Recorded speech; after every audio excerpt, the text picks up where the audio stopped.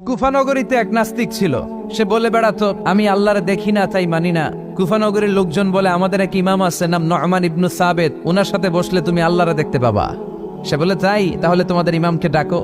সাইয়েদনা ইমাম আবু হানিফা টাইম দিলেন, এই জুমার দিন, আজকে জুমার দিন না, এই জুমার নামাজের পরে ঠিক ভর দুপুরে 2টায় সবাই আমরা একত্রিত হব। নাস্তিকও আসবে, সাইয়েদনা ইমাম আবু হানিফাও আসবে। জুমার সালাতের পরে লোকের বন্যা বয়ে গেল, বাঁধ ভাঙা জোয়ার, অনেক মানুষ। নাস্তিক এসেছে, লক্ষ লক্ষ লোক এসেছে, আসে নাই ইমাম আবু হানিফা। আসে না আধা ঘন্টা, 1 ঘন্টা, 2 ঘন্টা পরে আসছে। নাস্তিক বলে, এই তোমাদের ইমাম যার কোনো সময়ের জ্ঞানই নাই, এর সাথে কিসের তর্ক?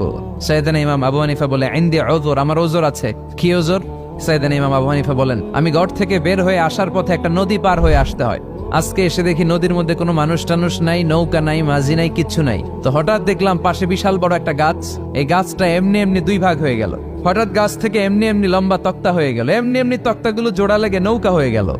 আর নৌকা আমার সামনে আসলো, মাঝি ছাড়া, লগি বৈঠা ছাড়া। আমি নৌকায় যেয়ে বসলাম, নৌকাটা আমার নিয়ে টান দিয়ে সাঁ করে ওপারে নিয়ে গেল। তো এই যে এই কাজগুলো আর প্রসেসিং গুলো হতে আমার 2 ঘন্টা সময় লেগেছে। নাস্তিক কয়, তগ ইমাম গাঞ্জা খাইছে, মাথার তার ছিঁড়া গেছে, নাহলে কোনো সুস্থ মানুষ এই কথা বলতে পারে? এমনি এমনি নাকি গাছ ভেঙে তক্তা হয়, এমনি এমনি নাকি তক্তা লেগে নৌকা হয়, এমনি এমনি নাকি মাঝি ছাড়া নৌকা চলে?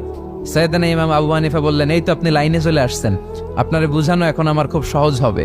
এমনি এমনি গাছ কাটে না করাত ছাড়া, এমনি এমনি তক্তা জোড়া লাগে না, নৌকা হয় না মিস্ত্রি ছাড়া, এমনি এমনি নৌকা চড়ে না মাঝি ছাড়া। তাহলে এত বিশাল বড় আকাশটা কেমন করে এমনি এমনি হলো?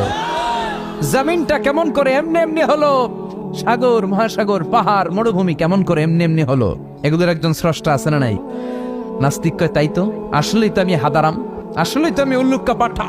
এইভাবে তো আমি কখনো ভেবে দেখি নাই, এইভাবে তো কখনো চিন্তা করি নাই। ও ইমাম, তুমি আমার ঘুমন্ত বিবেককে জাগিয়ে দিয়েছ, তুমি আমার চোখের সামনের পর্দাটা উঠিয়ে দিয়েছ, তুমি আমার দৃষ্টিভঙ্গিকে পরিবর্তন করে দিয়েছ। ও ইমাম, তুমি আমার চোখ খুলেছ, তুমি আমাকে হক চিনতে সাহায্য করেছ।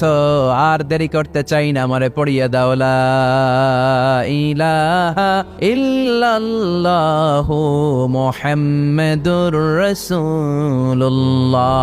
কালিমা পড়ে মুসলমান হয়ে গেছে। আল্লাহু আকবার পড়েন।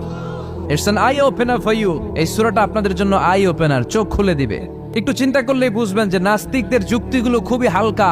ওরা স্রষ্টাকে মানতে চায় না, আল্লাহরে মানতে চায় না। এর কারণ ওরা বলে আনসিন ইজ নাথিং, যেটারে দেখি না ওইটা মানি না। নাউজুবিল্লাহ পড়বেন না? কিন্তু ওরা ওদের জীবনে অনেক কিছু দেখে না, ওরা মানে না। আচ্ছা, আপনি আপনার জীবনে সরাসরি চোখ দিয়ে আমেরিকা দেখছেন? কথা কয় না। তা আমেরিকা যে আছে মানেন না? যারা এখনো হজে যান নাই, যারা এখনো যান নাই, কাবা ঘর নিজ চোখে সরাসরি দেখছেন? টিভিতে না, টিভিতে তো সবাই দেখছি। সরাসরি কাবা ঘর দেখছেন? তো আপনি যদি দেখেন নাই, আপনি